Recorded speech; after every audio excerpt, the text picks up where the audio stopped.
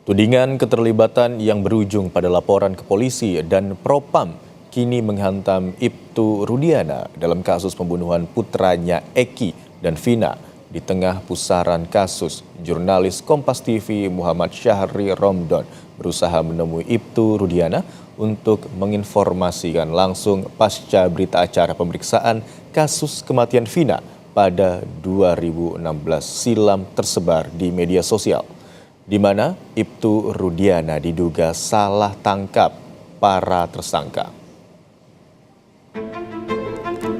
Pak Rudiana dan kawan-kawan yang ada kaitannya tentang etika kepolisian untuk yang dari 2016 mereka tata cara mereka menangkap dan memperlakukan tata sakal dan kawan-kawan ya. Posisi Ibtu Rudiana dalam kasus pembunuhan putranya Eki dan Vina kian disorot. Usai dipolisikan oleh kuasa hukum Saka Tatal, Rudiana kini dilaporkan ke Propam Mabes Polri atas dugaan penyelewengan jabatan dalam penanganan awal kasus Vina. Meski demikian, Rudiana tetap bergeming. Ia pun sulit ditemui ketika jurnalis Kompas TV berusaha mengonfirmasi ke Polsek Kapetakan. Kalau Pak Kapolsek, Pak Rudiana betul di sini ya Pak tugasnya? Betul. Tugas Pak Rudiana di sini ya. Cuman sekarang bagaimana Pak? Lagi ada di lokasi atau lagi tugas keluar? Sekarang lagi ada lihat di luar. Berangkat atau pulangnya belum tahu ya Pak? Belum tahu, nanti kadang sore kadang nggak kembali lagi. Ya, pasca kasus pembunuhan Vina kembali jadi sorotan, papan nama Rudiana di depan ruangannya pun dicopot dan tak nampak ada aktivitas di dalam. Dugaan keterlibatan Ibtu Rudiana memang sudah dibantah Mabes Polri. Menurut Kadif Humas Mabes Polri, Irjen Sandi Nugroho, Rudiana sudah diperiksa Propam Polri. Penetapan 8 tersangka kasus pembunuhan Vina dan Eki di Cirebon, Jawa Barat 2016 silam pun sudah sesuai prosedur, baik keterangan saksi-saksi dan alat bukti yang didapat oleh kepolisian.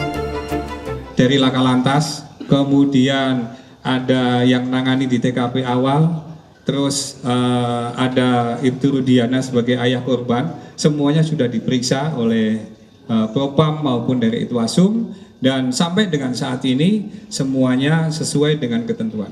Oleh karena itu, rumor yang berkembang di luar atau mungkin pendapat atau persepsi boleh, tetapi yang jelas bahwa sekali lagi penyidik melaksanakan pemeriksaan berdasarkan alat bukti yang didapatkan, baik itu keterangan saksi ataupun alat bukti yang lainnya. Humas Mabes Polri telah mengatakan bahwa proses penanganan kasus Vina dan Eki dilakukan secara prosedural dan juga profesional. Namun sejumlah tim kuasa hukum para terpidana dan juga kuasa hukum Peggy Setiawan menilai bahwa kejanggalan sudah ditemukan sejak awal penanganan ini di tahun 2016. Terbukti mereka melihat hal tersebut dalam BAP Rudiana yang dilakukan pada tanggal 31 Agustus pukul 18.30 atau 1 jam setelah para 7 terpidana atau tersangka ditangkap dan dibawa ke Polres Cirebon Kota pada saat itu.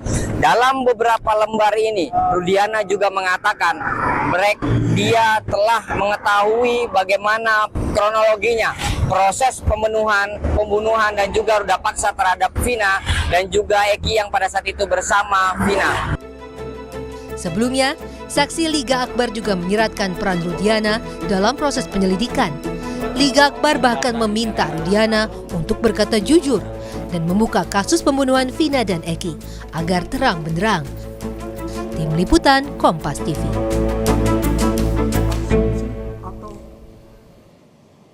Selain tudingan keterlibatan Ibtu Rudiana, Kadif Humas Mabes Polri juga membantah adanya upaya sengaja menghilangkan 2 nama yang masuk dalam DPO kasus Vina.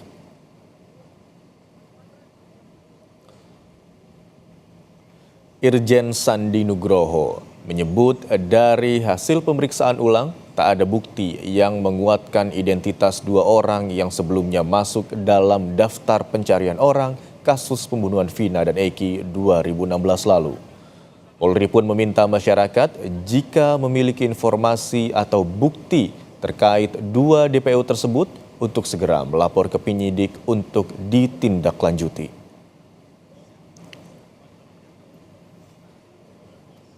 akan rilis, dan kami tadi sampaikan pada waktu tadi bahwa DPO itu sudah ditetapkan oleh pengadilan, dan dari hasil pengadilan tadi sudah diperiksa ulang atau diperiksa lanjutan oleh penyidik. Dari perkembangannya tadi tidak ada alat bukti yang menguatkan ke sana. Jadi justru kami meminta bantuan dari masyarakat, netizen, dan kalau ada pengacara menyampaikan kalau memang ada alat bukti yang menguatkan 2 DPO lainnya, dengan senang hati akan kita proses. Dan penyidik juga tentu saja akan berusaha untuk semaksimal mungkin mengungkap kalau memang itu ada. Bisa saya merespon keterangan dari para saksi dan para pelaku itu menyebutkan tidak demikian.